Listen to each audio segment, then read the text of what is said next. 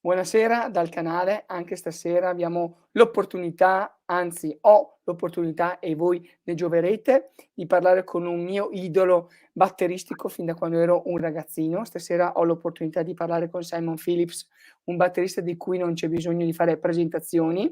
Come sempre vi invito ad iscrivervi al canale e prossimamente nel giro di 1 o 2 giorni i sottotitoli partiranno come è successo nelle altre dirette. Vi auguro una buona visione e divertitevi. Simon? Hi. Hello, buonasera. Speak Italian? Uh, Just a Poquito. little bit. Yeah, just a tiny bit. Yeah, not enough, really. Yeah. Not enough. First of all, thank you for your time Thank you. because I know that you returned to Japan and so you're tired. So I don't want to waste so much time. Jet lagged. Yeah. So much time of yours. Now, I want to begin with the question of the future projects. I know that you have a group called Protocol, and I Yeah. want to ask you your career as a leader, not a sideman. So, can you tell about your project, a good one, Fusion Jets Rock? Can you talk about Protocol? When did it Sure. begin? Sure. Yeah. The first time that I basically started, well, let's say the first record that I made, which was called Protocol, was back in 1988. Okay. I had been writing music consistently, really, from the end of the 70s and really trying to learn basically composition because I never went to school. I never studied because I was too busy working and uh, and trying to figure out what kind of music protocol should be, what my solo music Okay. should be. In the I think the most important, the pinnacle, the turning point was really writing music for Jeff Beck for the There and Back album. 1980. 90, yes, we were actually writing from 1979. Okay. So I started working with Jeff in 1978, and the only music he had was, I think, 5 tunes that were written by Jan Hammer. And after meeting Jeff, after going to his house and playing with him, jamming a little bit, he then asked me to go to a recording session, Ramport Studios in London, which was owned by Okay. Townsend at the time. Um, and Jan came over from New York, and just the three of us recorded, just Jan, Jeff, and myself, no bass player. And we recorded these tunes. Then the next bit was he was slated to go to Japan with Stanley Clarke. Okay. And so he invited Stanley over to meet me and play with me and see if Stanley liked the way I played. Luckily, that went very well. We got on great with Stanley. And we were trying to find a keyboard player. That was a little more difficult. But in the end, I introduced Jeff to a keyboard player that I had spent the last couple of years touring with Jack Bruce, the Jack Bruce Band, and had done a lot of sessions with. And his name is Tony Hymas. And both Jeff and Stanley fell in love with Tony, and there was our quartet. And off we went to Japan in November, I guess, of 1978. And I did my first tour with Jeff Beck and Stanley Clarke. And that was really the start of working with Jeff. Okay. When we got back, it was time to, get together and see what we're going to do with this record that Jeff was supposed to be making. And it became very clear to me that both Tony and I and Jeff were in the room at Jeff's house. Jeff needs material. He's not actually a composer. And so I looked at Tony and we had a break. I said, Tony, we need to write music. And Tony is an absolute wonderful musician, wonderful composer. And at that time, I was not a wonderful composer. Tony Tony Tony Hyman. Hymas Tony Hyman. was the keyboardist of PhD. Yes. Now you see. And I want to come here because I want to I it's want to let you down. It was my wonderful song. Sorry very if it's I very stop inspiring. you. So Okay. my thing was somehow I knew what Jeff needed. I really understood what kind of music Jeff needed to be able to play. And it was an understanding of pop music and strong melody, as well as understanding jazz fusion.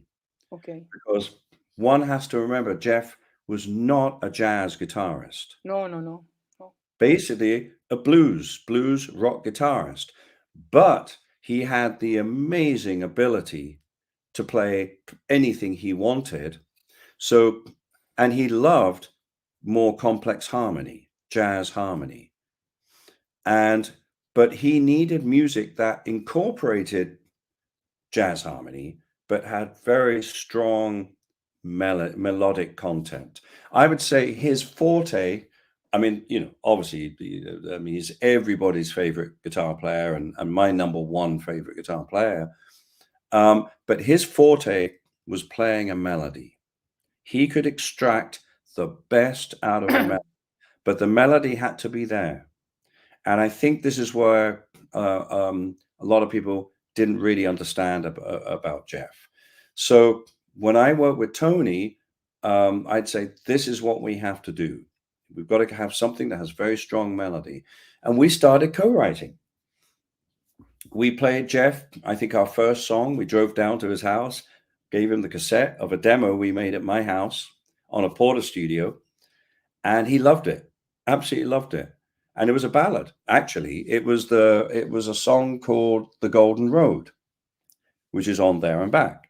Yes. And he loved it. And he said, come on, let's do more. Can you write more material? And so Tony and I would get together, and this is the start of really where Protocol started in terms of the concept of the music.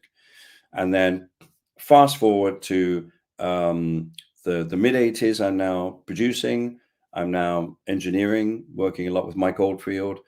And so now I'm really getting a taste of how to make records really from scratch to the end, from beginning to the end. And then I started writing material, which was basically, I had my guitar sound on my DX5 going through an amplifier, then going through a Tom Schultz Rockman. So I got sustain. I could play a fifth, so it distorted nicely. And I wrote the music for Protocol 1, and I took it around a whole load of record companies, both in London and New York, and everybody turned it down.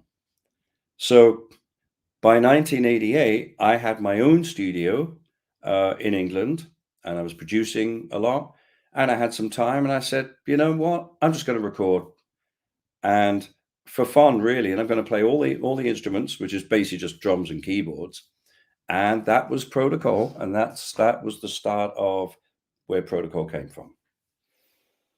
It is a good story because some people doesn't know your career not as sideman but as a leader. I want to remember for the audience in this time in 1980. Okay, with Jeff Beck, but you recorded with Stanley Clarke. Rock and Pebbles was the album. Rocks, Pebbles, and Sand. Rock, Pebbles, and Sand. The cover with Stanley on the motorcycle spinning up. Yes, yeah. Great albums. And I want to ask you, because I want to go back in your career, and later we have to run again. I was playing with Mike Rutherford because I am a huge Genesis fan, and I know you recorded Small Crips Day. Yeah. Have you memories about recording in the ABBA studio? What is your What are your memories? Very clear, actually. I was called by, I don't remember who actually called me, whether it was Tony Smith from Hit and Run, which is their management, Yes.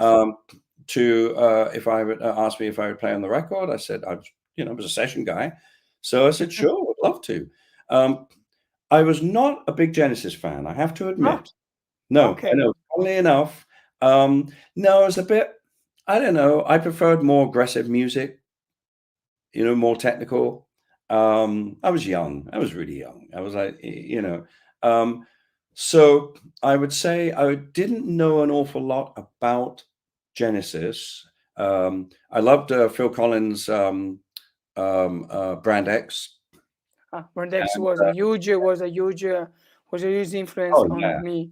Jazz rock with Percy Jones. well, wonderful, absolutely wonderful. And actually, I ended up playing with Brand X for a while because Phil, back in 1976, had asked me if I would join Genesis, and Like a second drummer. yeah, Okay. but at the time I had just made a record with Jack Bruce, and we Okay. had a Tour. lot of touring to do.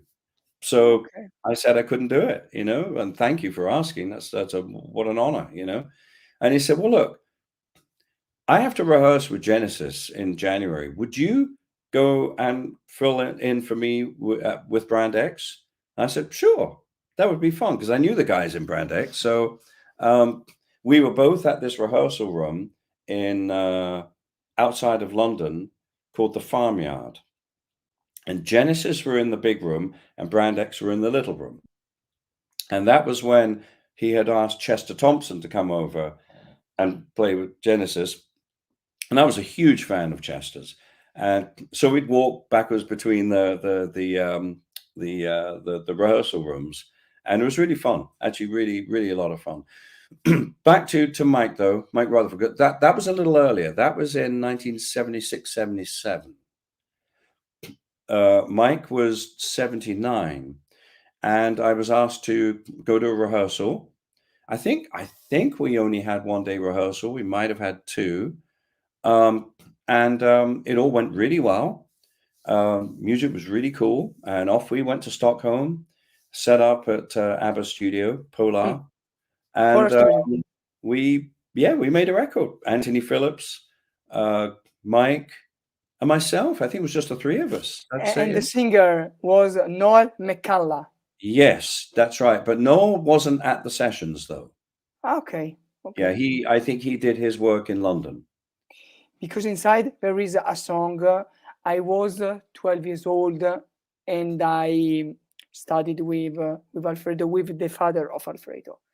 And there was a song inside that for me as a little teenager to play was a huge thing, and it's called At the End of the Day. It was a classic ballad, and there is a little groove on the tom-tom, and it was for me a huge inspiration for me. And it was the first time when I listened to you, Simon, because Wow. it was I was born in 1985, so in 1997 I was on TV, and I bought the CD. So for me, it was the first time when I listened to you. And maybe if I recall, my father Crisis with Mike Oldfield. Mummured Shadow was the first one. I was 7 years old with a little tiny kid, and I was playing this song. Not like you, obviously. Wow. And I want to ask you, it was the time in the 70s, in those days, there was so many prog musicians, prog drummers in England when you was young, because you worked so young in the music industry. I want to ask you, in those days, there were so many drummers like Bill Bruford or Phil Collins or another name who gave you the classic inspiration to play progressive? I got all my inspiration from American Okay. drummers. Okay. Yeah. Only from American drummer. Yeah, I would say that I was really influenced by Billy Cobham, Okay. Lenny White.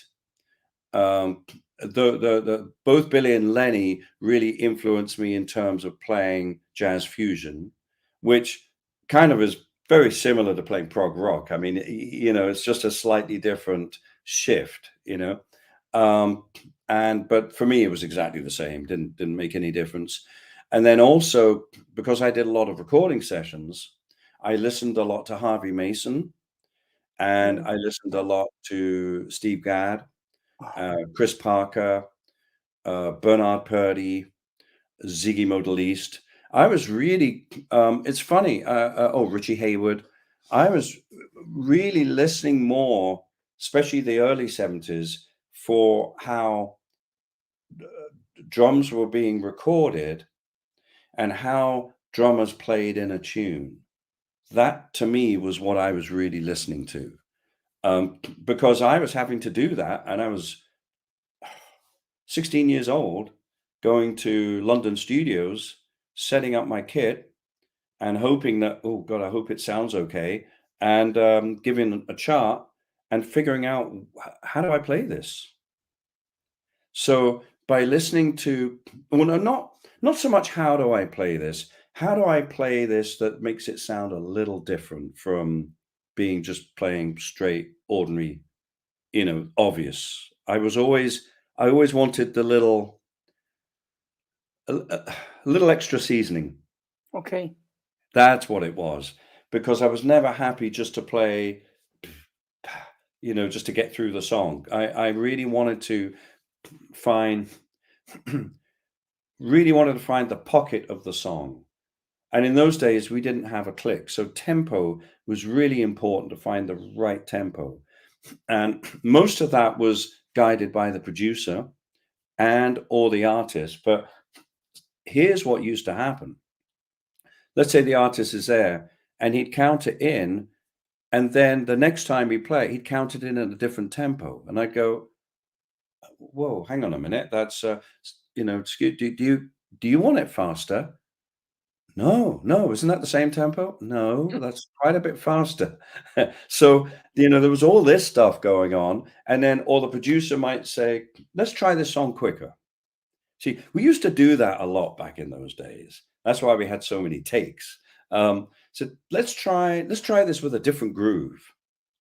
I mean, we used to experiment so much like that. Even sometimes change key. So let's bring this down a half step. Oh, okay, capo, and all this. This happened a lot making records. Nowadays, very rarely. You get sent the song. How many times do I see at the top of Pro Tools 120 BPM? And I go, okay, you can change the tempo in Pro Tools. I don't know, maybe it's a coincidence, but you see what I mean. It was a very, very different time. So I would study these records, like Little Feat, Okay. Dr. John, Okay. The Meters, Aretha Franklin, the Commodores, a lot of really that Isaac Hayes, basically a lot of what we used to call soul music, but Soul music. one would call it R&B now, because I love the sound of that music. I love the sound of the drums in that music, James Brown. But I also wanted to hear how the drummers played the song. It's very straight. It was very straight, the classic drummer of soul music. It was, but there was also a twist. I mean, Yeah. listen to For the Love of Money. That's not a straight groove. Listen to Shaft. That's not a straight groove. No. So all of Quincy Jones albums with Harvey Mason, he was using consonants, and the way he would, and I'm going, wow, this is a whole different way of approaching, and that's what I try to bring to sessions. And what it ended up happening was I sounded different. And then I tuned my drums differently. I started tuning them up and letting them ring, which used to infuriate most engineers, but some loved it.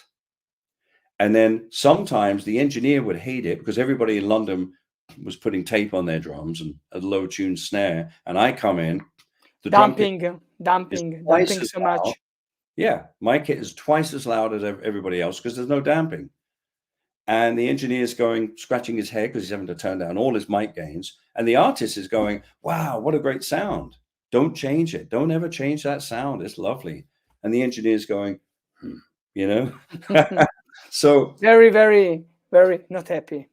yeah, and it was a bit of a fight sometimes, but I think it was worth it because the kit sounded different in the song. It sounded more musical. Now, for some things that didn't work because playing a pop song, all they wanted was, you know what I mean? That's all they wanted, and that wasn't what I wanted to do either. So I got through it, and you know, but it was that's why I listened to all these players. And then, of course, you know, jazz fusion came along. Miles Davis came out with Which is uh, Brew. and On the Corner, and On the then all of a Corner.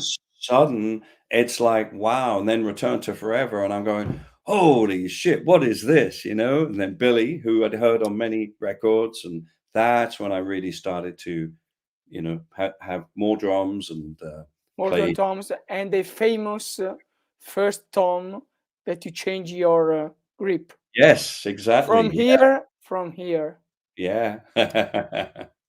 And another one was another project you was involved was Yeah.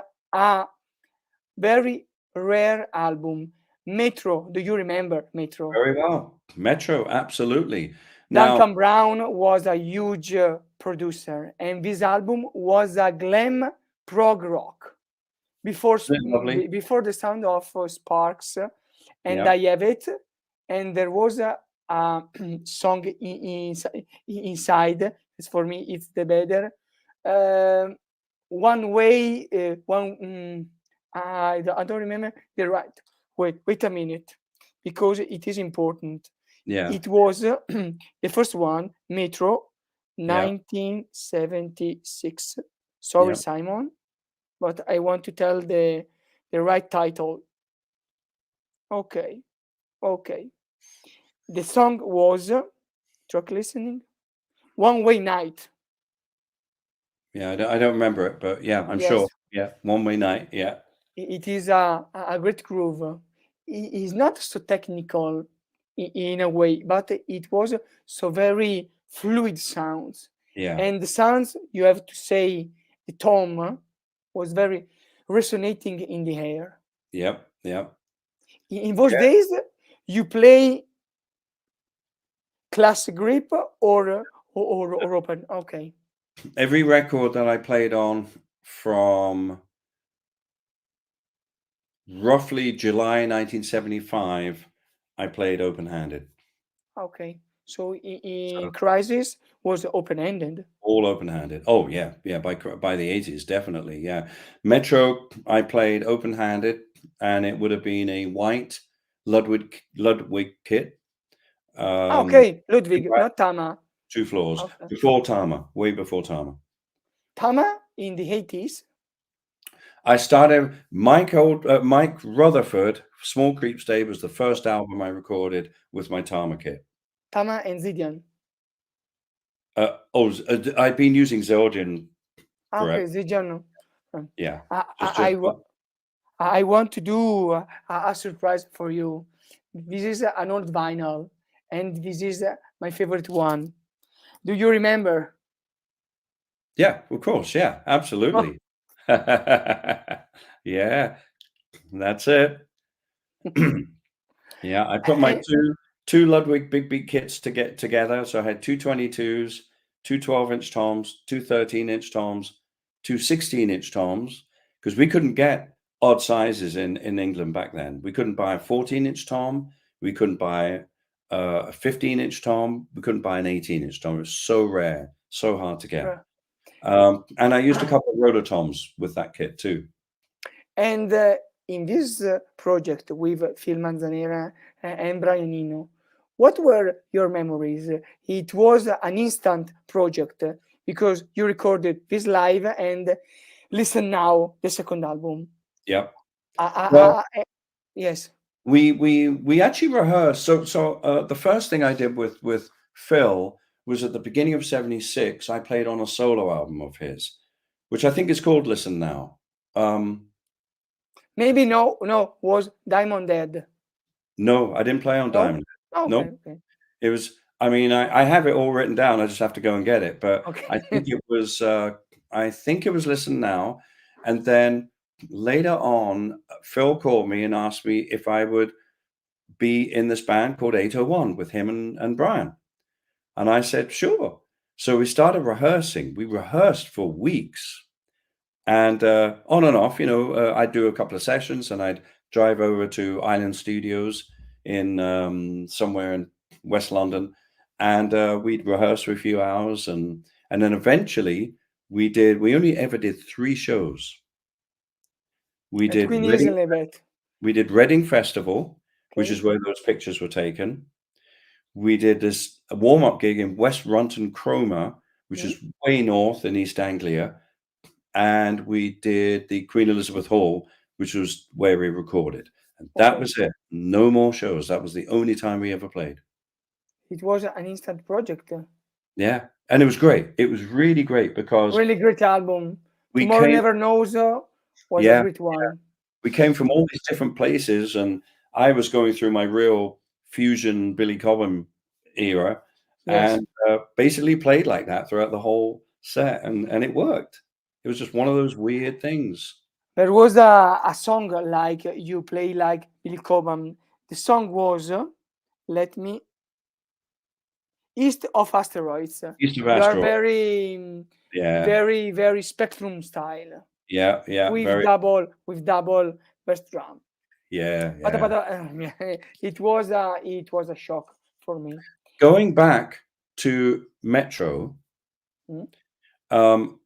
last year I went to see Porcupine Tree at the Hollywood Yes. Bowl. No, not the Hollywood Bowl, at the Greek Theatre. Okay.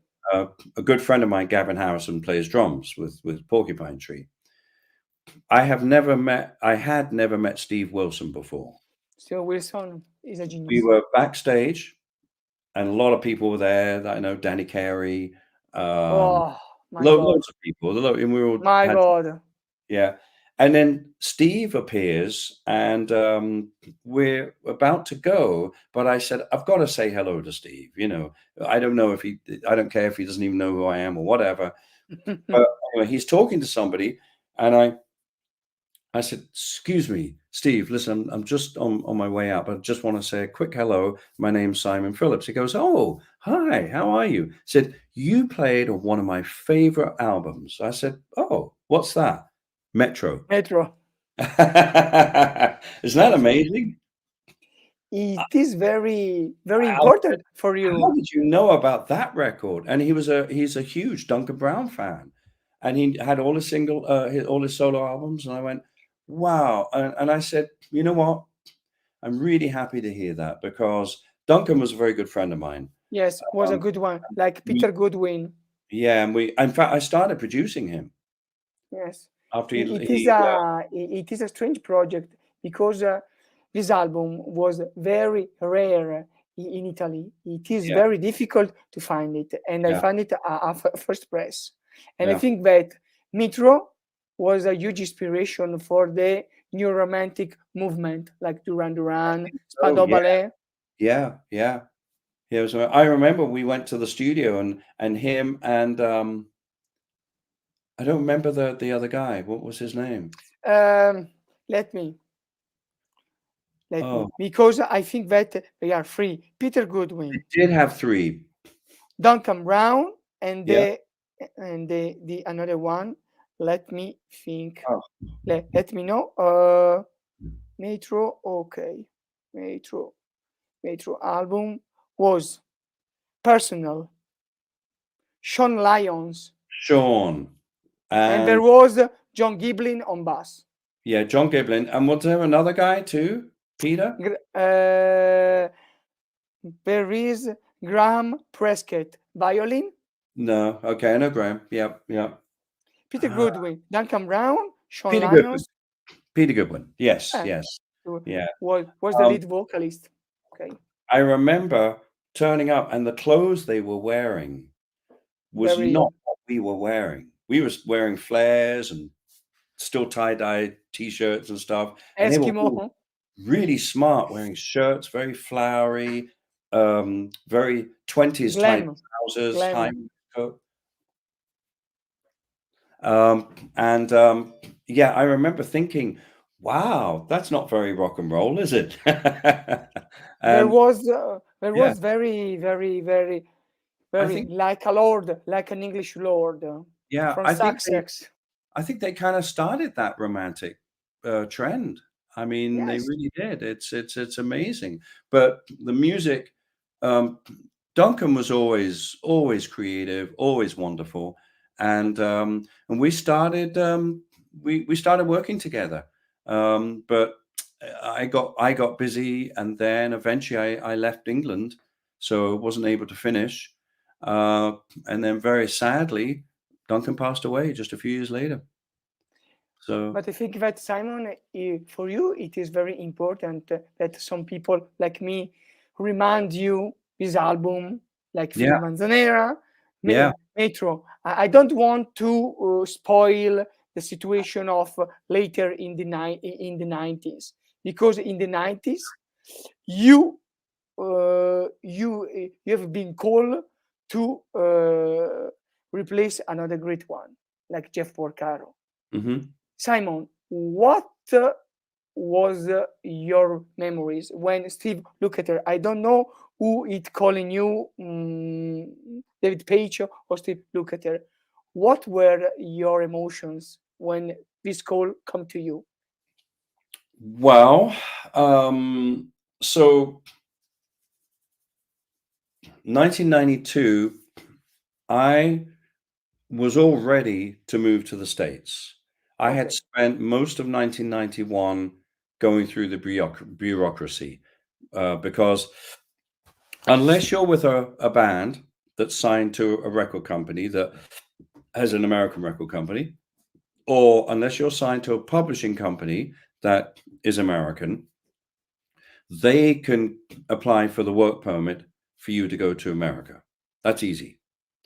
When you're a sole proprietor, when you're just, a self-employed musician, it is not so easy. no, So I had two lawyers working in New York trying to figure out how I can make this change. And one was an immigration officer, immigration lawyer, and one was a music biz lawyer. And the music biz lawyer I had known for quite a long time. And they scratched their brains and they thought about it and eventually came up with a formula, a method for which I could apply for a work permit, which basically means you just have to incorporate. You have to get your own company in the States you're okay, okay and by employ. your own. Yeah, but it's not. I mean, that's the simplified version. But it took a while. It took almost a year. But I'm thinking around March of 1992, I received all the paperwork that I needed, and it was a question of when do I leave? Literally. Um, I had a lot of work to do, so I stayed for a little bit, and I went to. I was invited to go to Ibiza with a German producer called Frank Farian. I used to do sessions for Frank, and I also used his studio for one of the Mike Oldfield albums to mix the record Discovery. The Um, Discovery, okay, yeah, France. and he was doing some big TV thing in Ibiza, and so a whole bunch of musicians were invited down there. One was Bobby Kimball, who used to be at The the time first singer, yeah. used to be the singer of Toto. Uh, Scott Gorham from Thin Lizzy, um, and a whole bunch. Mel Collins, horn player. King Crimson, Yeah. Um, oh God, I'm trying to think who else. A whole bunch of people down there, okay. and it was right there that we heard the news of Jeff. Ah, And Bobby told me, and I went, "Oh, wow." And fast forward a week later, I'm back at my house, and I'm just about to, the next day, drive into London to record a record with a group called Big Country, Buffalo Skinners. mm. And the phone goes, and it's like midnight in London, and it's Lukather. Oh, And I knew Steve, not well, but I did know him, and I just thought he was calling to, maybe he thought I hadn't heard, or maybe he was just calling to talk. And but he said, "I'm sitting here in our office with the rest of the band, and we have a 42 show tour booked. We've got 35, 40 people on the payroll, and we're trying to figure out what to do. Would you come and play with us?" oh my God. And I went, "Wow. Uh, Let me yeah, think. when?" Mm. And he said, "The soonest you can get over here, the better that we can start rehearsing." And I said, "Well, look, I won't be able to get over there until, oh, probably for another month. I mean, another 4 weeks. And even then, I've got to cancel a whole load of other stuff." I mean, he said, "Wow, that only gives us 2 or 3 weeks to rehearse, whatever it was." And I said, "Yeah, I know, but that's, you know." And he said, "Well, look, let me think about it. Let me work on it." And he said, "All right, give me a call as soon as you can." And I just went, "Wow, what a!" I mean, Toto, me, I never thought of playing in that band. I mean, why would I? They've got a great drummer. um, well, had. So that was the call, really. Everybody I called um, was really, really understanding, because basically I had to say, "Look, I've been asked to go and play with Toto on their tour, which means I can't do your record, Mm. or I can't do these gigs, blah blah blah. Is I that going to can't. be okay?" I And can't. everybody except for one person, everybody was, "Oh, you know what? Toto, one of my favorite bands. Absolutely. I'll miss Go you. with it. Go do it." And there was only one, I remember one person who wasn't happy. I don't remember who that was, but yeah, you can't please everybody. And that was it. And so about a month later, it was August 31st. I flew. I overslept.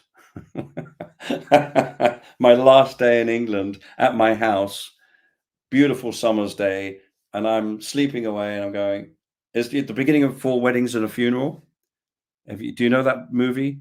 And Yes. Hugh Yes. Grant wakes up, and the first thing he says, he sees the time, he goes, "Fuck." That was me that day, and I Ah, went, "Oh shit!" And I looked out the window. There's the car waiting for me. The Virgin limo, ready to take me to Heathrow. I said, "Give me 10 minutes, I'll be down." Quick in the shower, pack my case, and oh boy, and that was it. We rehearsed, and then we started our tour, and basically after about 2 weeks, because you see, nobody knew what they were doing. The band didn't know. All they knew is they've got a new album out. They've got to do this tour. They've got all these people on the payroll, and they said, what "Jeff, kind of direction they find a new direction? well, funnily enough, Mm.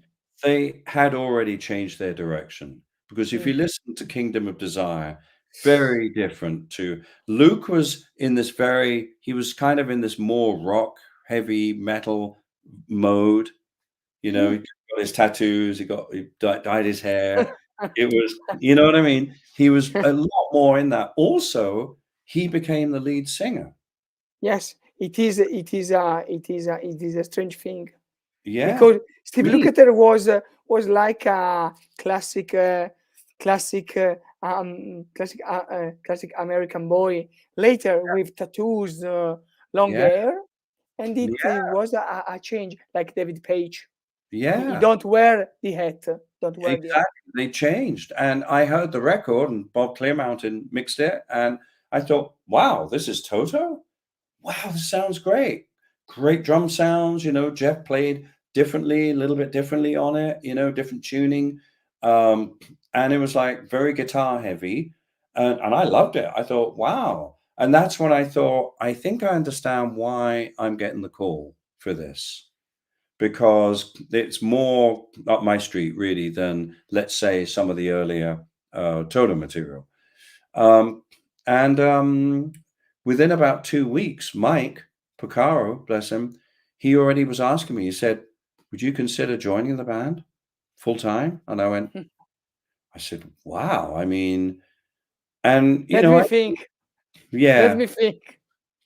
Well, you see, for me, I had been in quite a few bands that never went anywhere, and I was getting bored with that, and I wanted to do more. I didn't want to just be the drummer of a band. I wanted to produce. I wanted to engineer. I wanted to write music. Co-writing. Okay. Yeah. So, and I thought, well, maybe this is a good point because, first of all, they're all amazing players. The band sounds amazing. It sounds different with me playing, obviously, but I love the way it sounded, and I thought, why not? So we finished that tour, and then we kind of had a lull, but it seemed as though we were going to continue, and then we did an American tour, we did a South American tour, and that was it. I was made a full member.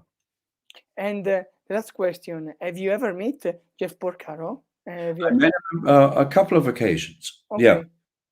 But I didn't know him very well. We would Okay. say, "Hey, man, how you doing?" And great. But sadly, I never really got to know him. I got to know him posthumously through the rest of the band. Okay. Short With story. memories. With memories. Okay. Yeah, and it was interesting that certain things we were very similar in, which was funny.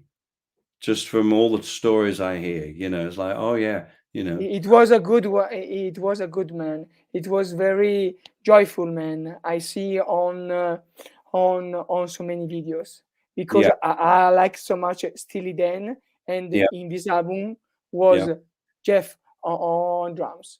I yeah. want to be true with you because in my channel I interview an Italian drummer that Roberto Gualdi. Do you remember?